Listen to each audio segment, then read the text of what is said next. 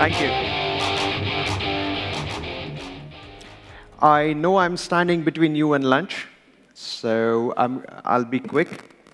Let me. For those of you who don't know DDN, DDN is the largest privately held storage company in the world. We manufacture high-performance storage systems.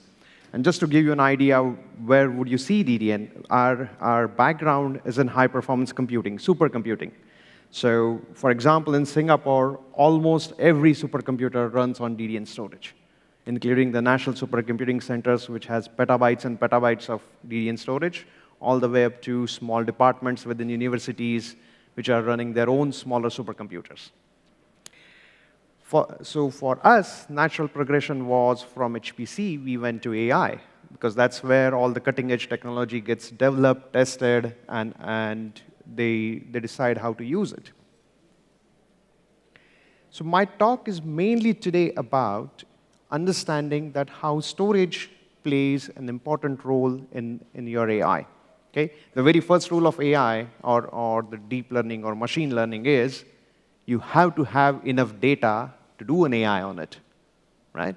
And where does that data reside? It resides on some form of storage.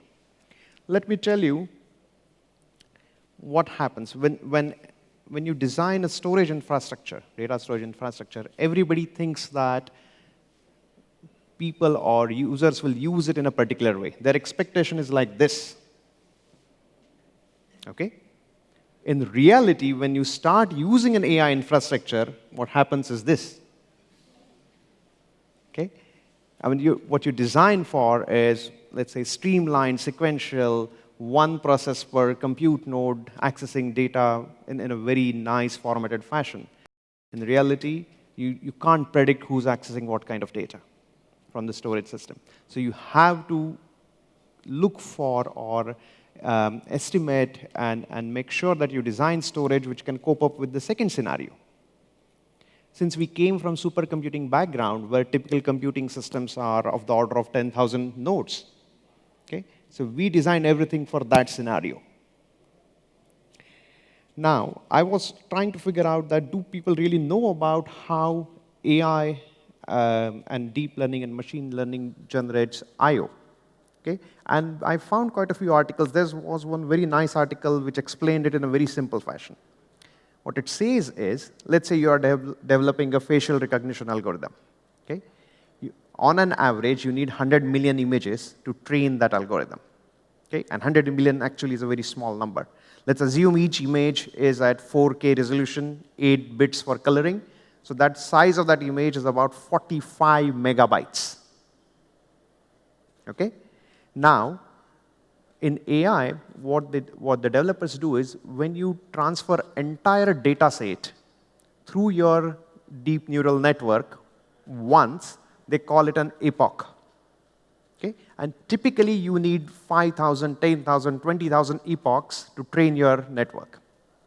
Now, if I do simple math, okay, 100 million images, 45 megabyte per image, I'll be running into something like 22.95 exabyte of data to do 5,000 epochs. I'll be reading 22.5 exabytes of data, though it's the same data that is getting read again and again. Okay? And the way they do this is, they'll read this one big 45 MB image, which is a sequential read, and inside that image, they'll do millions and millions of random read. Okay? One good example is one of our healthcare customer. They can identify from an X-ray image that whether the patient has a fracture or a bone deformity. They read this very high-resolution X-ray images, and then the artificial intelligence algorithm reads millions and millions of very small data into that image. Okay? If you extend this, you can easily figure out AI is mostly a read-intensive workload. Okay? And if you're running an AI algorithm, it will typically need a storage infrastructure that can do both sequential reads as well as random reads at the same time. Okay? Another requirement from artificial intelligence is most of these codes will run on some kind of GPUs or specialized hardware, very expensive hardware. computing hardware. Okay? When you buy this computing hardware, you have to make sure that you keep those computing elements busy. A lot of time when we went to customers who are just starting into AI, okay, we saw that they are developing their codes, writing their codes in such a way that these computing elements like GPUs were waiting for I/O. Remember, today, on a traditional CPU, you will have about, if it's a new generation CPU, about 192 GB memory. Okay? On a GPU, you'll have maximum 32 GB of memory. That's a really small amount of memory. Remember the face recognition algorithm I talked about before, 22 exabytes versus 32 GB per GPU. Okay? So the data would not fit into GPU memory. You have to store it on an external system and feed it from that system to the GPUs. And make sure that your GPUs are still busy. They are not waiting for data. We saw that when you put this on a traditional NAS storage, which is the easiest storage to acquire, you will end up in something called as GPU starvation, which means it's not doing computing, just waiting for data more than 50% of the time. Third, remember, today GPUs are still treated as an add-on computing device. Okay, your primary computing still happens on a traditional CPU. As a result, when your data goes to GPU, it actually goes from your storage system over the network to a CPU memory, and from CPU memory, it goes to GPU memory. It's just a lot more hop. Okay? When we looked at the storage architecture, we said that, is there a way we can bypass CPU entirely? Can we move data from an external storage into GPU memory? Okay? That's one of the important features we developed into our own storage systems. Now, if I put all this together, I would say that there are about 3 to 4 main requirements from a storage infrastructure that an AI user or AI infrastructure developer would see. First, most of today's AI applications, they come as a part of container, which means you take the application, you take the libraries it requires to run, you take the runtime environment, pack them together in one package. That's called a container. Okay? The reason they do it is it's very easy to move from one system to another system if all the dependencies are inside of that container. Okay? So today, your storage system has to have an interface that works inside a container. Okay? Second, I should be able to do sequential as well as random I/O to my storage system at the same time. For a number of years, vendor developed systems that were doing really good sequential performance or that were doing really good random performance. Okay? Even the applications were different. So a traditional database is a very good example of application needing a random performance. Okay? High performance computing, image analysis, okay, is a sequential performance. So today in AI, we need storage system which can do both of these together at the same time and at a very large scale. Third is a question of economics. Okay?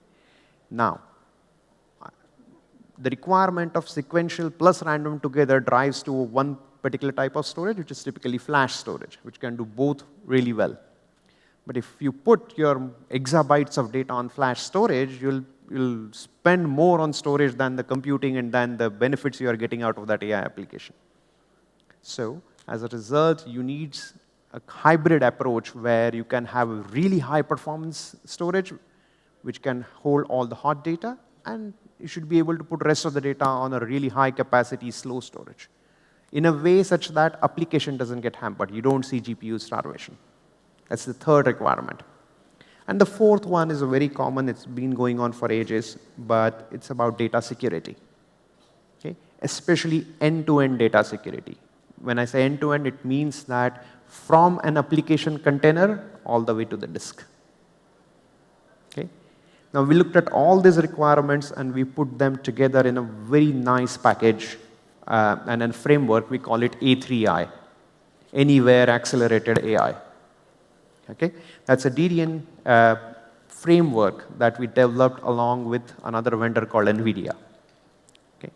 It's a reference framework that tells you It's a reference framework that tells you how to club computing system, network, and storage in such a way that you will get all these features and there would not be any GPU starvation. Okay? And then we compared it against all other storage vendors, various systems available in the market. What we saw is when you scale your AI applications, if you are running it on 1 GPU, 2 GPU, 4 GPU, most of the things will run well on a DDN storage versus a traditional NAS storage. Once you go beyond that, okay, you will see that your NAS storage is really crippled in terms of delivering performance. Okay, so these are the benchmarks that we did along with Nvidia to verify that. And not only us. So by the way, there are multiple vendors who can give you flash storage. The diagram below actually compares. There's another diagram I'll show you, but that compares various flash vendors, and that shows you the performance of DDN versus all other flash vendors.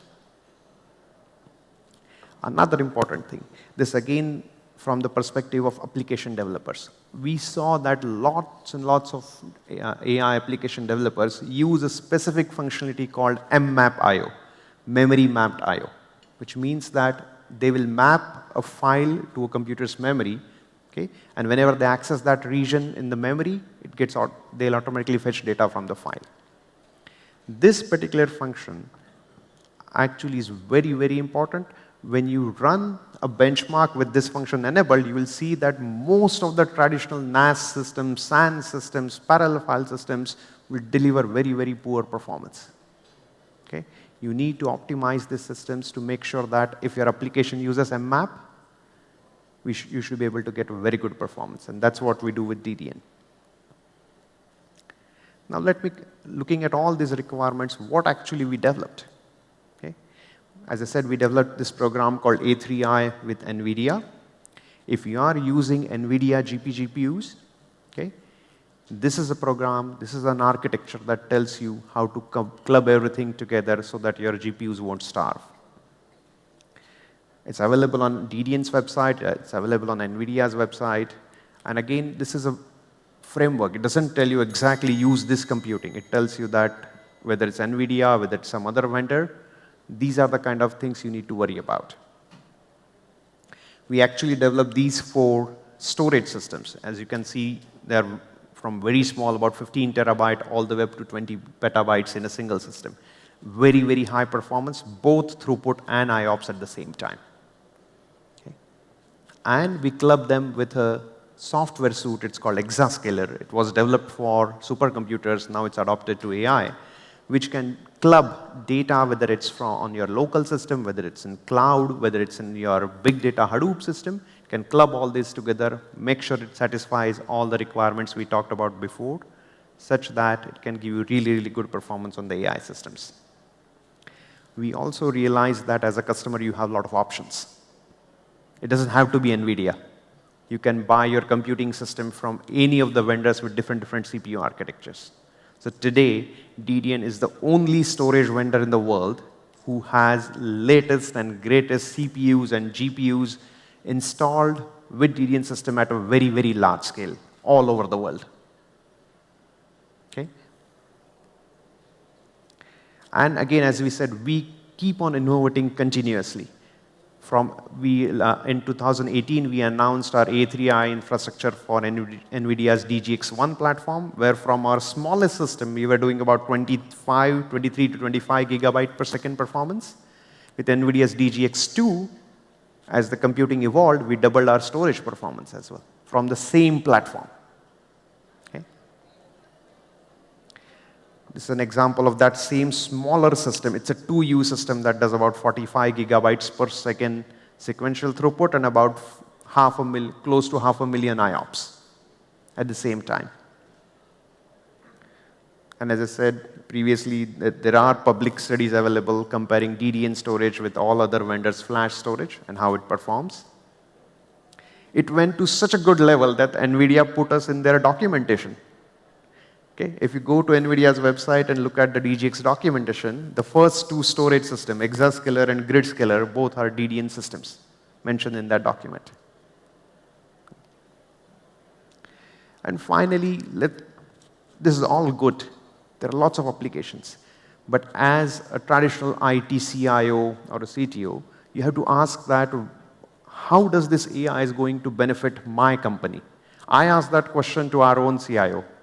And he said, yeah, we don't care about facial recognition. We don't do that. I don't care about autonomous vehicles because as a company, we don't buy that. What I care about is there any traditional IT application that gets benefit of AI, software, and hardware? And there is one application that gets tremendous benefit. It's a GPU-enhanced SQL database. It's called Scream. Okay? It's so good that two of our customers used it. One was a very large telecom company in a neighboring state to Singapore. They moved from about $10 million green plum data warehousing system to about 200K ScreamDB system, okay, and still doubling their performance on the data warehouse. Okay. Another media customer moved from our $12 million IBM Nexenta, IBM Netezza to, again, Scream database. These are the results from one of our telecom customer in Asia who use this Scream database. It requires being an application running on GPUs. It requires exact same I/O, very large throughput as well as very high IOPS at the same time. From one 2U box, we were doing about 23 gigabyte per second random I/O on 32 kilobyte and 64 kilobyte files. Okay. With that, I'll finish my talk. I just wanted to let you know that if you are thinking about large-scale AI deployments, consult with us. We are there. We are from the supercomputing background. We know what kind of challenges you will face, and we can help you resolve those.